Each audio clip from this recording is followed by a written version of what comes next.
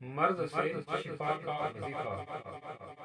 الحمدللہ رب العالمین والصلاة والسلام علی سید المرسلین، اما بعد فاعوذ باللہ من الشیطان الرجیم، بسم اللہ الرحمن الرحیم۔ فرمان مصطفیٰ صلی اللہ تعالی علیہ وآلہ وسلم، جو مجھ پر ایک مرتبہ درود پڑھتا ہے اللہ تعالیٰ اس کے لیے ایک قرات اجر لکھتا ہے اور ایک قرات احد پہاڑ جتنا ہے۔ سبحان اللہ۔ صلو علی الحبیب صلی اللہ علی محمد صلی اللہ علیہ وآلہ وسلم۔ مرض سے شفا کا وظیفہ۔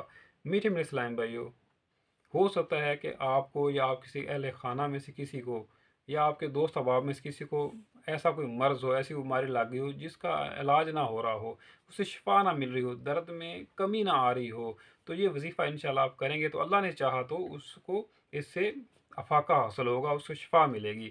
اب وہ وظیفہ کیا ہے؟ توجہ سنیے۔ جس درد یا مرض پر 3 روز تک 100 مرتبہ بسم اللہ الرحمن الرحیم حضور دل سے پڑھ کر دم کیا جائے، انشاءاللہ عز و جل اس سے آرام ہو جائے گا۔ سبحان اللہ۔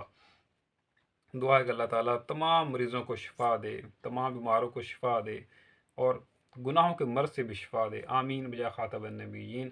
صلو علی الحبیب صلی اللہ علی محمد صلی اللہ علیہ وآلہ وسلم۔